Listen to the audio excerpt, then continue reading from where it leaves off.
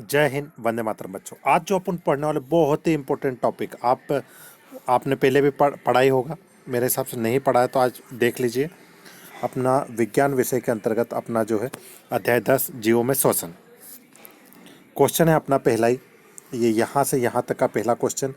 यदि कोई धावक दौड़ समाप्त होने पर सामान्य से अधिक तेजी से गहरी सांस क्यों लेता है? तो हम लिखेंगे, जब धावक दौड़ में भाग लेता तो उसके शरीर को अधिक ऊर्जा की आवश्यकता रहती। क्या रहती है? उसके शरीर को अधिक ऊर्जा की आवश्यकता रहती। अधिक ऊर्जा के लिए अधिक धावक को अधिक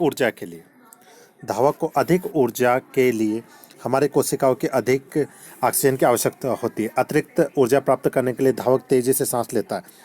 ऑक्सीजन की अधिक मात्रा भोजन को के टूटने की गति को तेज करती है और हमें अधिक ऊर्जा प्राप्त करती है। ये कक्षा 10वीं के अंतर्गत और कक्षा 7वीं दोनों में ही बहुत ही इंपॉर्टेंट है। वायवीय और अवायवीय श्वसन में अंतर लिखिए, अंतर और समानता बताइए।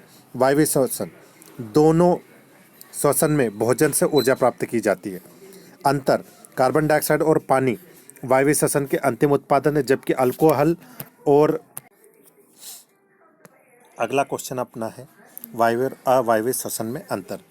तो देखो, वायवीय श्वसन वायु की उपस्थिति में होता है और अवायवीय श्वसन वायु की अनुपस्थिति में होता है। एक ये हो गया, जैसे वायवीय श्वसन में अवायवीय श्वसन से अधिक ऊर्जा उत्पन्न होती है। वायवीय श्वसन में अधिक ऊर्जा उत्पन्न होती है और अवायवीय श्वसन में कम ऊर्जा होती है। जब देखो, बहुत ही बढ़िया क्वेश्चन आया ये भी, आप भी देखोगे बोलोगे कि हाँ, जब हम अत्यधिक धूल भरी वायु में सांस लेते तो हमें छींक क्यों आ जाती है?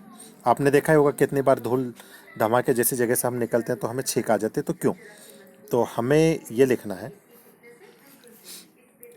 कि छींकना नाक से अवांछित कणों को हटाने की एक विधि है। जब धूल के कण हमारे नाक में प्रवेश करते हैं तो मस्तिष्क में यह संदेश पहुंच जाता है। मस्तिष्क छींकने की शुरुआत करने के लिए नासिका का एक भाग को निर्देशित कर देता है और छींकना एक प्रकार का रक्षा तंत्र है। इसका उपयोग हमारे शरीर के द्वारा किया जाता है। ठीक है, इसके बाद ये क्वेश्चन नंबर 4 है, तो इसको तो आप कॉपी में उतार लीजिएगा। ठीक है, सत्य असत्य, जैसे पहला ही जो हमारा सत्य असत्य है। ठीक है, देखिए सत्य असत्य में हम जो हमारा पहला ही ऑब्जेक्टिव है, तिल चिट्टो। क्वेश्चन देखिए, तिल चिट्टो में के शरीर में वायु प्रवेश करती है, तो इसका उत्तर कौन सा आ जाएगा? अपना थर्ड वाला। कौन सा आ जाएगा? थर्ड वाला। श्वास रंध्रों द्वारा। अत्यधिक व्यायाम करते समय हमारे टांगों में से जिस प्रकार के संचलन के कारण ऐंठन होती है वो रहेगा लैक्टिक अम्ल, सेकंड वाला। किसी सामान्य वयस्क व्यक्ति की विषम अवस्था में औसत श्वसन दर रहती 15 से 18 प्रति मिनट। चौथे का ये आपका नीचे गति की ओर। इसी प्रकार ये जो सही जोड़ी है, ये आपकी सही जोड़ी का सही उत्तर आ गया है, आप देख लीजिएगा। डायरेक्ट सही उत्तर है ना? कौन सा?